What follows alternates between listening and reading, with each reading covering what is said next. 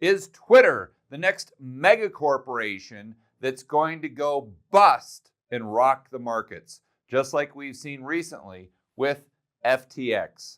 I'm going to reveal some answers to you in 3 simple, fast steps. Step number 1, let's go over the secrets of the FTX collapse. It all starts with this gentleman right here with a mega afro, SBF himself, Sam Bankman-Fried. And if you go back just 2017, 2018, he was pretty much a nobody. But this is where the story, the origin story begins. And believe it or not, this is something that's extremely important to investors. It's extremely important to customers, and it led to this mega collapse that we have seen over the past couple weeks. So let's get into this backstory. When Sam got out of college, he started working with a trading group, but he was really hanging around. A lot of his buddies were in this EA Global, which is effective altruism. So this is where you start to build on who this guy is, and you sell this to investors, and you also sell this to the general public. And this is how you can build we'll call it a scam, or a Ponzi scheme, or a pump and dump, whatever you want to call it. This is how it rises very, very quickly. It always has this charismatic leader with an incredible backstory. And we're going to connect the dots and draw some parallels with Elon Musk and Twitter in step number 2. I want to be very clear. I am not saying that Elon Musk did anything illegal. And let's be fair, we don't know if SBF did anything illegal. It looks like it right now. We'll have to wait and see how this plays out. Innocent until proven guilty. Maybe, just maybe, it was the miscalculation of the entire decade. I would say it's probably a bigger miscalculation than long-term capital management. But again, right now, it's looking like there was some nefarious activity, which would make a lot of sense when I go over their quote-unquote business model. But let's go ahead and get some insights as to how many of the market participants and some of Sam Bankman-Fried's investors actually viewed him. Editor, let's cut to the internet. And this was an article that was recently published on Sequoia's website, one of FTX's main investors. And it reads the title, Sam Bankman-Fried has a savior complex. And maybe you should too. You say, George, well, that might not be that recent. Maybe they just didn't know all the shenanigans that were going on behind the scenes. Well, you would be wrong. This came out September 22 of this year, basically a month before the entire thing blew up. So the author, a guy by the name of Adam Fisher, toward the end of the article says this: to be clear, SBF is not talking about maximizing the total value of FTX. He's talking about maximizing the total value of the universe. And his units are not dollars and a kind of GDP for the universe. His units are the units of utilitarian. He's maximizing utils, units of happiness. And not just for every living soul, but also every soul, human and animal, that will ever live in the future. Maximizing the total happiness of the future. That's SBF's ultimate goal. FTX is just a means to that end. Now, I know most of you right now are in a state of shock that any human being would talk about another human being that way.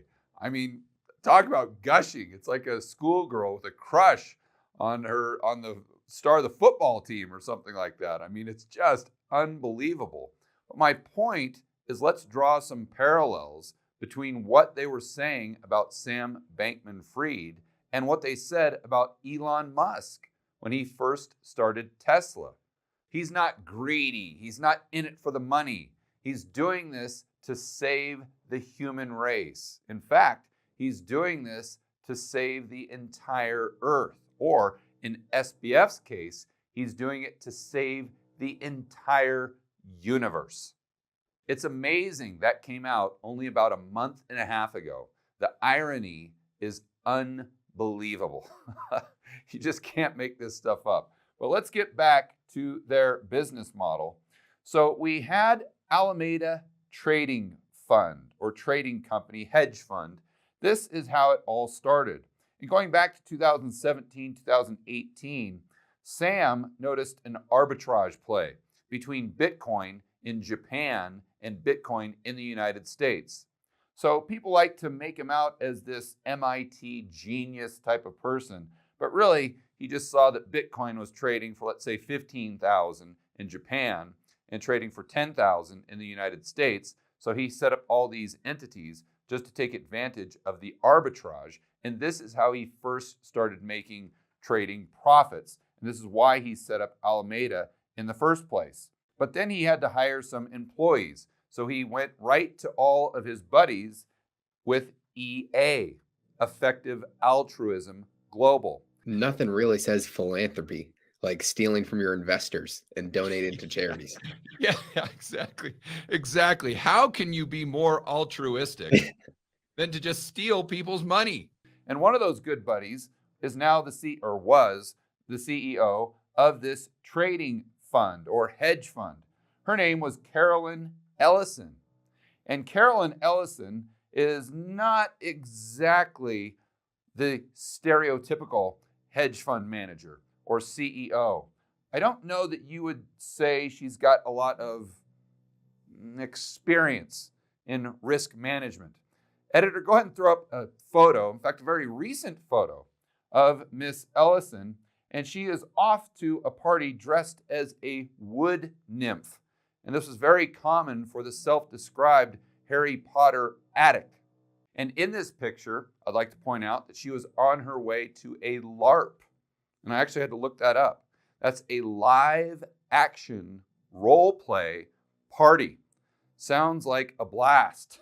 And it's not the typical thing that a CEO of a big trading firm might do, but hey, I'm not going to hold it against her. But at some point in time, you've got to generalize a little bit in the world we live in today and say, okay, is this really someone that I think has the skill set or the experience to run billions and billions and billions of dollars? Or is this just a buddy of Sam Bankman-Fried that is just basically the face of a separate entity that is there just to be a puppet and look the other way as there's massive fraud going on at worst case? And at best case, there are all these miscalculations that led to the epic collapse of FTX, where it went from a company valued of over 30 billion to pretty much zero in about 48 hours. So getting back to their business model, Sam Bankman-Fried had all of his altruistic buddies and wood nymph friends and Harry Potters coming and trading for him at Alameda. But he got very frustrated with these arbitrage plays that he was trying to pull off because the exchanges themselves were cumbersome. He uses the word rickety, I believe, in a lot of the articles and a lot of his interviews. So he set up FTX. Well, FTX, of course, would issue its own tokens because he's a good old-fashioned crypto addict millennial. And why not? Because that's the way we do things in today's world. We don't have to worry about profits, or we don't have to worry about what the token or the black box, as he calls it, actually does. You just have to make sure that there's a lot of hype around it, and that in itself what gives it market value. Now, you may be saying to yourself, now, George, I think that's a little cynical, but unfortunately, you would be wrong because I'm actually using SBF's own words. Editor, let's go ahead and cut to a clip from a recent interview he did with Bloomberg. This is Sam Bankman-Fried describing to the interviewer what yield farming is. But as we know now, he was most likely describing his own business model. And at the very least, he was describing the business model of pretty much all cryptocurrencies and potentially the the business model of some things outside of the cryptocurrency space, such as maybe some businesses that Elon Musk himself has or still owns to this day. Let me give you sort of like a toy model of it, which I actually think has a surprising amount of legitimacy for what farming could mean. Where do you start? You start with a company that builds a box. And in practice, this box, they probably dress it up to look like a life-changing, world-altering protocol that's going to replace all the big banks in 38 days or whatever. So here we start to understand that a lot of these, we'll call them entrepreneurs in the crypto space, or maybe Elon Musk back when he first started Tesla, or maybe up until, I don't know, a couple years ago when they first started making profit. They say, we've got this incredible box and this box is going to be amazing. So they're really trying to sell it. They're promoting this little box that may or may not actually produce profits, but you need to invest in it right now because in the future, it's going to revolutionize XYZ business, or it's going to take over the world. Again, it's all about having a great story that you can sell to the general public, investors, and the mainstream media. Maybe for now, actually ignore what it does or pretend it does literally nothing. It's just a box. So what this protocol is, it's called Protocol X. It's a box, and you can take a token, you can take Ethereum, you can put it in the box, and you can take it out of the box. Like you put it into the box, and you get an IOU for having put it in the box, and then you can redeem that IOU back out for the token. And then this protocol issues a token. We'll call it whatever, X token. And X token promises that anything cool that happens because of this box is going to ultimately be usable by, governance vote of holders of the X tokens. So right now you're probably saying to yourself, well, why would anyone invest in this black box? It doesn't do anything. But I would argue most of the investments that people have made in the last few years would fall into this category, or at least be at this level of crazy.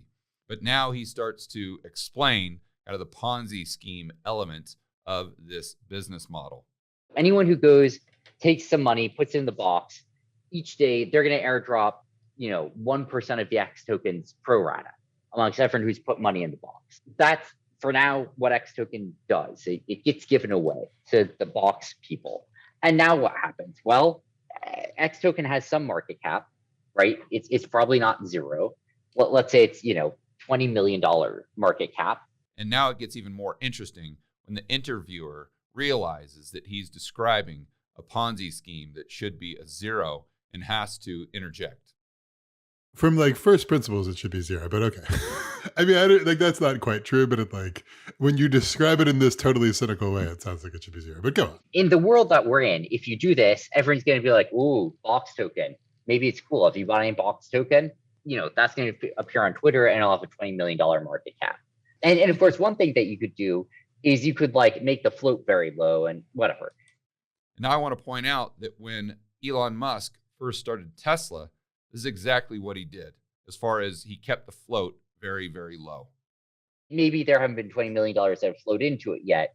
Maybe that's sort of is it's, mark to market, fully diluted valuation or something. But I acknowledge that it's not totally clear that this thing should have market cap. But empirically, I claim it would have market cap. So here he admits that this black box that he's using in the example has absolutely no value whatsoever. But the market is giving it a market cap of $20 billion just purely out of hype. And this is the part of the interview where I think SBF realizes that he's divulging a little bit too much.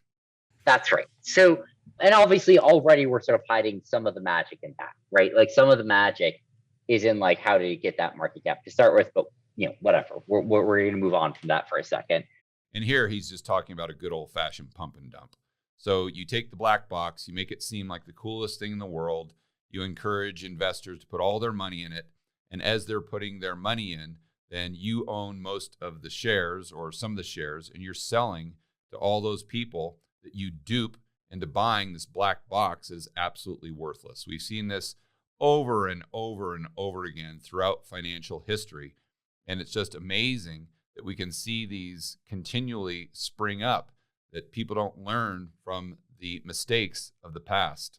And I would argue this is very similar to companies like Tesla, like Uber, like DoorDash, that just incinerated money for a long, long time, but they had a really cool black box. They had this disruptive technology that was going to absolutely change the world. It might not have been a pump and dump, but these companies were a pump until they reached escape velocity with the help of the Federal Reserve, artificially low interest rates, and the central planners pushing people further and further out the risk curve. More on that throughout the rest of this video. Now, I know a lot of you right about now are saying, George, this is a terrible comparison. Tesla and Uber and DoorDash, they're not just a black box. They actually provide a service, or they produce a good. Well, let's not forget that FTX actually provided a service as well. In fact, they were profitable, unlike all those other companies that I mentioned before, with the exception of Tesla, just over the last few years. Now, we look at this, let's call it a fraud. Let's assume that it is for a moment here. And you figure, okay, investors are going to lose billions and billions of dollars. Okay, well, if you calculate all the billions and billions of dollars that companies like Tesla, Uber, DoorDash, WeWork, Opendoor have incinerated over the past 10 years, it vastly exceeds anything that SBF did with Alameda and FTX. But let's dive a little deeper into how his business model actually works so you guys can kind of get your head around it here. So we would have these investors, and they're just kind of like these zombie automatons, with the circles in their eyes, just saying, take my money.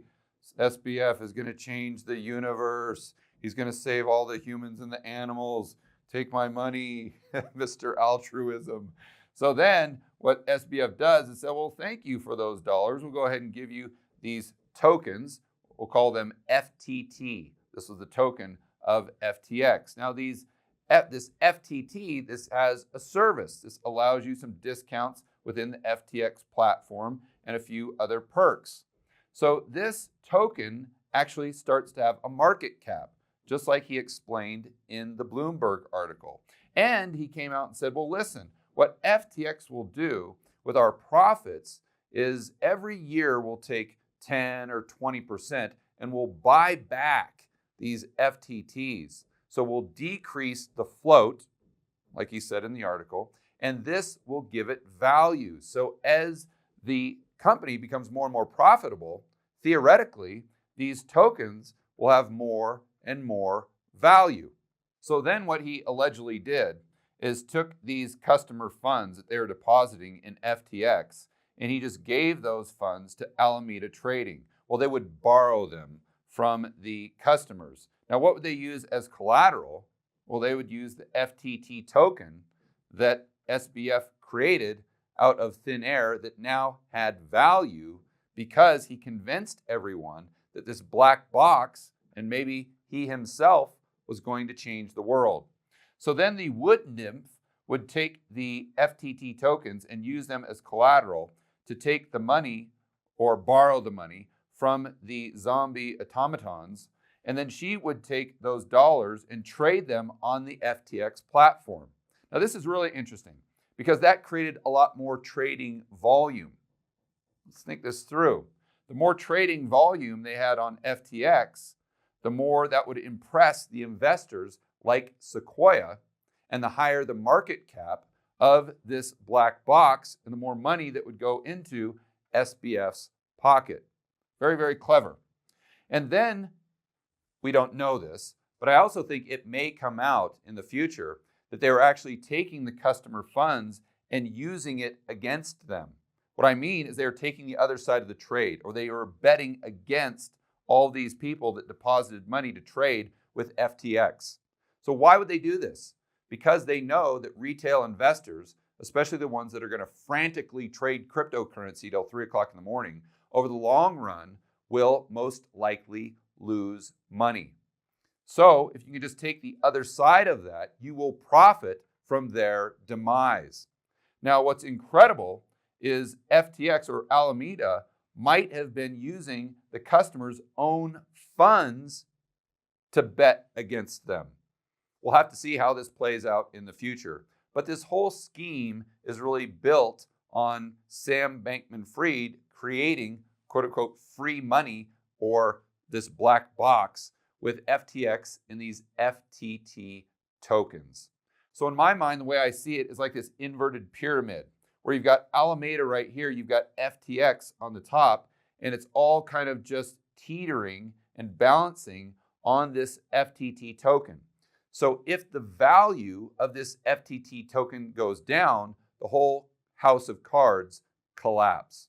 Let me give you an example.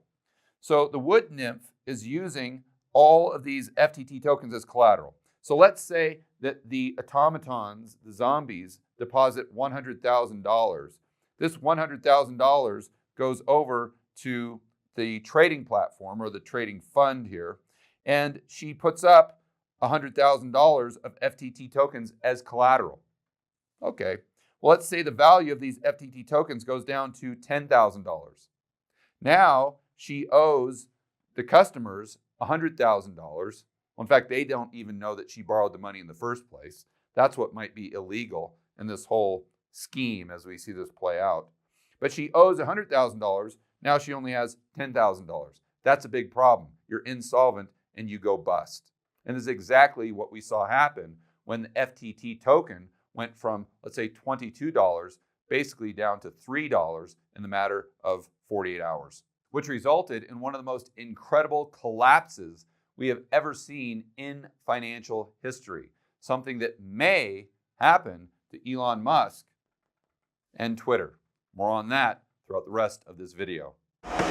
Step number 2. Now let's go over some of the similarities I see between these two businesses so you can determine if Twitter is going to be the next mega corporation to go bust, just like FTX. So first and foremost, going back to Musk and SBF, I think they're both very Machiavellian. And what I mean by that is they truly believe that they are going to change the world, whether it's through solar panels, electricity, renewable energy, getting people off of fossil fuels, or if it's just through general altruism, effective altruism, as Sam Bankman-Fried would say. So this leads someone to the conclusion that regardless of what they do, the end justifies the means. And this could lead to maybe some of the decisions that SBF made with FTX and Alameda. Again, we want to presume innocence until proven guilty, but we're just thinking through some of the allegations. So they think they're going to change the world. Therefore, it kind of justifies them pumping up their black box and promoting it. In fact, I think they wholeheartedly believe in the mission. And this is what makes them such good salesmen. So they both created this black box, as Sam called it. Sam's black box was, let's say, FTX, where Musk's black box was Tesla, right down here. And I want to point out that it is true, SBF had some background in trading, and it is true that Musk had a background in entrepreneurship. He was one of the original founders of PayPal. But I also want to point out that Musk never really turned a profit in any of his businesses until a couple years ago with Tesla. So he went probably over a decade, he probably went 2 decades and never made a penny, didn't make a dime until, let's call it 2018. And at least SBF was creating a black box that actually turned a profit, which was FTX. So now back to the similarities. I think that both of them created this black box and were pumping it up to the best of their abilities. But the difference is that Sam really had a pump and crash, where Elon Musk had a pump and he achieved escape velocity with the help of the Federal Reserve and artificially low interest rates. More on that in step number 3. But the initial process was pretty much the same. Now you say, George, Elon Musk never committed fraud like potentially SBF did. But let's go back a few years. Remember how Musk was selling autopilot or autonomous driving, whatever you want to call it, and he was charging, $5,000, $10,000 in advance for something that he hasn't even delivered. And let's not forget about all of the exaggerations, let's say, that he has made over the years, just to give him kind of the benefit of the doubt. We could say outright lies. But he's come out with the 420 tweet. Remember that? And he said that he was going to create some rail system between San Francisco and LA, or he was going to dig a hole, I think, underneath LA through the Boring Company. And all of these things, whether it's a Cybertruck, I haven't seen one of those lately. And what about all these taxis that we're going to be driving around without a driver, using autonomous driving? Remember, he came out and said that 3 or 4 years ago, that there'd be millions of these things on the road. Slight exaggeration, to say the least. But I think there's a strong argument for saying Musk is pretty much in the same category as SBF. It's just one hit escape velocity and the other one didn't. Just a matter of timing. It's not really a matter of differences between ethics. I think another way to look at it is we've all heard that quote from Warren Buffett, where when the tide goes out, you can see who has been swimming naked. And I think that because of the environment we've had, the monetary environment, for the last 10 years, Musk initially was swimming naked, just like SBF. But what happened is the tide was in for so long that he was able to find some shorts and put them on when he was still underwater. And what happened with SBF is the tide was going out as he was trying to find those shorts, and he never found them. I want to be very, very clear. I'm not accusing either of them of outright fraud. We don't know how this is going to play out. And as of right now, Musk has really never been convicted of anything. But I think it's very safe to say that both of them promoted this black box to the best of their ability. But the main thing I want to emphasize from step number 2 is they have a very similar model from the standpoint of they're both dependent upon an underlying financial asset or the price of a financial asset. So in Musk's example, he's got this black box that he has created, this inverted pyramid with SpaceX, let's say Solar City, Boring Company, and definitely Twitter.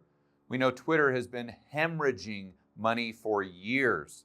And this whole pyramid sits on top of a financial asset.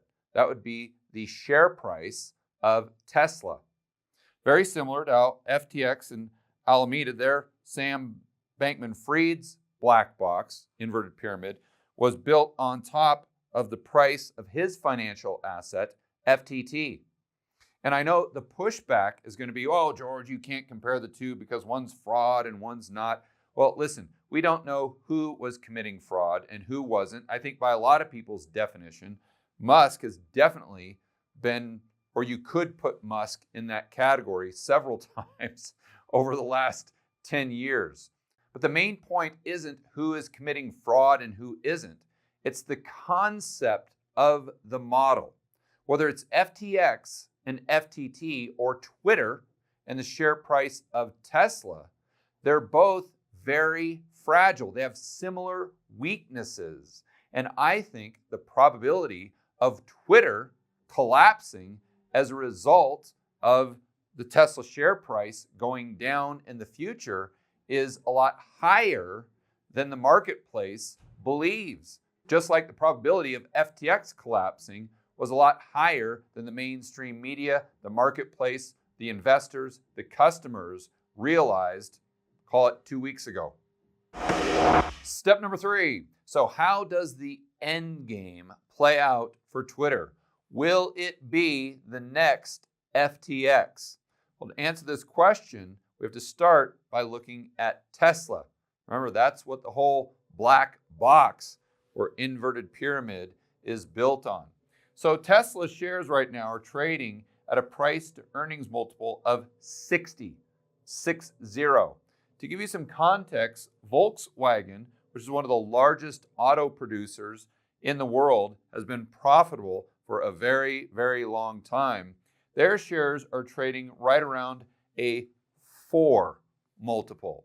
So 60 compared with 4. Now, I know a lot of the Tesla people out there say, oh, George, you can't compare that because Tesla is a tech company, although they make cars.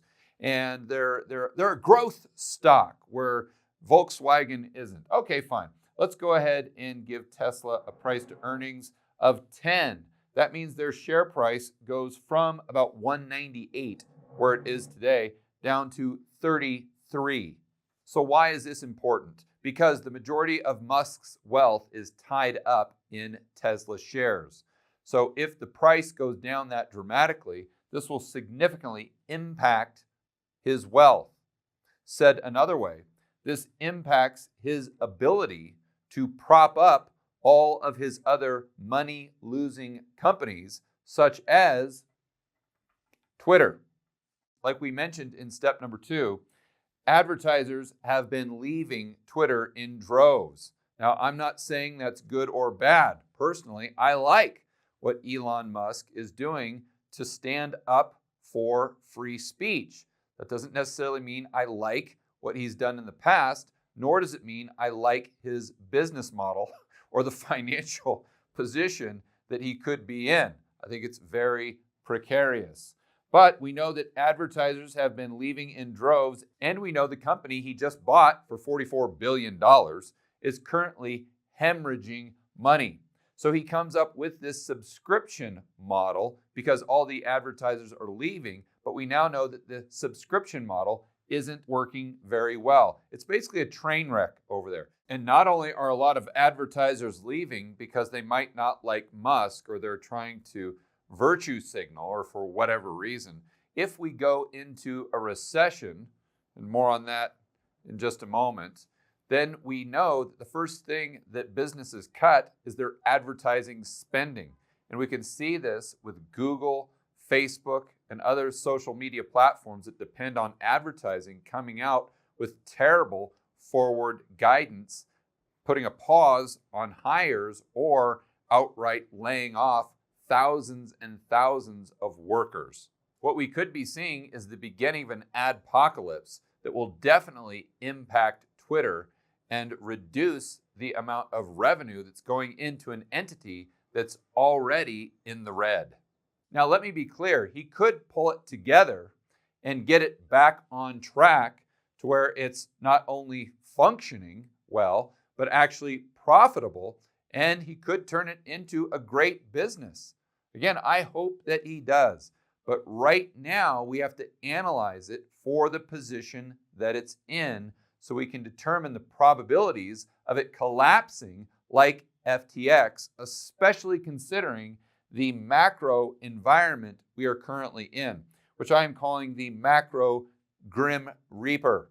And trust me, I'm not sensationalizing or using hyperbole. More on that in just a moment. But another example of the chaos that's happening at Twitter right now that can't be good for the business is a personal story, an anecdotal story I'll give you. You guys, maybe some of you follow me on Twitter. I've been blue check verified, whatever that means, for quite some time. In fact, before you could pay for it. I was kind of grandfathered in. I've got over 180,000 followers on Twitter. So I would be an influencer, if you will. So why does that even matter? Because for the last week, or maybe week and a half, I haven't even been able to access my Twitter account. I've been blocked from my own account. I don't think I've been banned, but I just can't get in. And Twitter won't return my emails. I can't make any headway with them. So this is a big deal, not because I'm a big deal, but because their influencers on the platform are very relevant to their future success, because with an ad-driven model, you want as much user engagement as possible. And those people with 100, 200, a million followers on Twitter, those are the people that produce the content that gets the maximum engagement. That's why they have the followers in the first place. So if there's anyone that they want tweeting on their platform, it should be yours truly. But again, I can't get through to them, and it's been almost a week and a half, and they have not responded to any of my emails or attempts to notify the Twitter support via other people going on Twitter and tweeting on my behalf. Again, just an anecdotal story, but I think it illustrates the level of chaos at Twitter right now, which only increases the probability of them going bust. But let's get back to this macro grim reaper I was referring to, because this is definitely, well, I should say the probability is very high. This is going to impact Tesla's share price, therefore Elon Musk's wealth or his ability to continue to prop up his entire empire, including Twitter. So I want to go over to this chart. We go back to, let's say, August of this year, all the way to just yesterday's date. So yesterday meaning November the 14th. This is a chart of the 10-year Treasury, the yield on the 10-year Treasury minus Fed funds, the overnight rate, or now it's basically IOR. So this is the amount of interest that the Fed pays banks for holding bank reserves at the Fed. It's an overnight rate. It's not a 30-year rate or a 10-year rate. Why is this important? Because as of yesterday, the 10-year Treasury was trading about 3.8%, maybe 3.87% to be more specific. But the Fed funds, or the IOR, the interest the Fed is paying banks to hold their money there just overnight, is 3.9. So the interest rate, the overnight rate, the Fed funds IOR is at 3.9, and the 10-year Treasury is trading about 3.87. In other words, under the actual Fed funds rate. So we started off with the yield curve inverting 2-year, 10-year. Then we go from 1 year.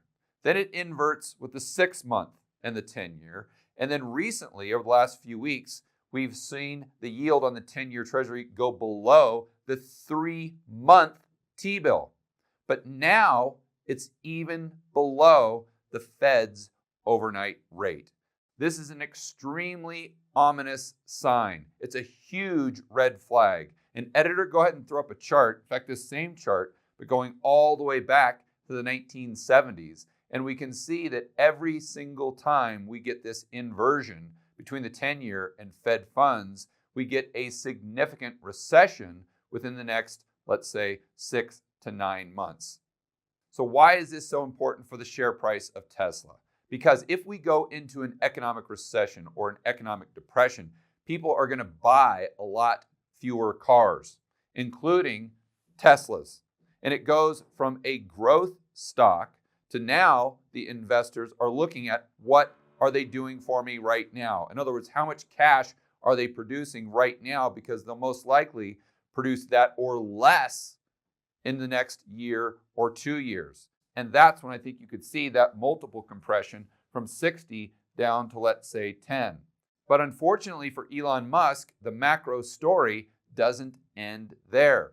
Usually when we go into a very difficult economic period, rates go down. That is true. But it doesn't necessarily mean money's loose. In fact, money is usually very, very tight. Meaning, if Elon Musk has to access the equity markets or the debt markets to prop up his empire or his black box, he's going to have a much more difficult time doing that. It might not even be possible, depending on how bad the recession or depression that we go through in the United States and or globally turns out to be. And let's not forget that interest rates themselves go in cycles, usually about 20 to 30 years. So we've had a down cycle in interest rates for the last 40 years, 40 plus years, since 1981. And we, as most of you know, had negative interest rates here in the United States, negative real rates. And in some parts of the world, we had negative nominal rates. So I think it's safe to say that's a bottom, or most likely a bottom in interest rates. And we have moved into the next 20, 30, or 40-year cycle of interest rates going up as far as the trend. Now, within that trend, interest rates can go right back down. And I think we'll see lower rates in 2023. But the trend is higher. And if the trend is higher, this means that while we've had the tide pretty much coming in for the last 40 years, over the next, say, 10, 20, 30 years, the tide will be going out. And for those of you who are a little older, or might have had parents or grandparents that grew up in the 1940s, the 1950s, the 1960s, you know that stocks weren't even a thing back then. No one said, I'm going to get rich by investing in the stock market. In fact, that was public enemy number one. Stocks were kind of persona non grata. No one in their right mind would invest in stocks. That's just a fool's errand. And you can understand why, because they were living in an environment where the trend for interest rates was higher, and therefore the trend for stocks was flat, if not lower. And if you look at a chart, even from 1927 to 1981 of the S&P 500, and you adjust for inflation, you can see it was pretty much flat. And if you look at it from, let's say, the 1970s or the late 60s to 1981, it was significantly down. So let's just fast forward 5 years and assume the Fed funds rate is back to where it usually is, about 5-6%, and that the 10-year Treasury is trading at maybe 7-8%. And stocks have been pretty much flat in nominal terms, therefore down in real terms. What do you think that does for growth stocks like Tesla? Again, I think it's very easy to envision a scenario where their multiple goes from 60 all the way down to 10, if not lower. So don't get me wrong, I'm not saying that Tesla is going bust, but what I am saying is if their share price gets down to a certain level, that this could negatively impact Twitter and increase the probabilities that it goes bust, just like FTX. Why? Because it's a very similar model from the standpoint that it's all built not necessarily on value, but it's built simply on the price of a financial asset. I sincerely hope that Musk pulls it off. I really do. I'd love for there to be a very powerful billionaire out there that's a proponent and standing up for free speech into the future. But it doesn't change the reality that we've moved into a cycle now where the tide is going out. And FTX, Three Arrows, Luna, whatever risk asset may be the first victims, but there's going to be a lot more victims to come in the future, and Twitter could be one of them. For more content that'll help you build wealth and thrive in a world of out-of-control central banks and big governments, check out this playlist right here. I will see you on the next video.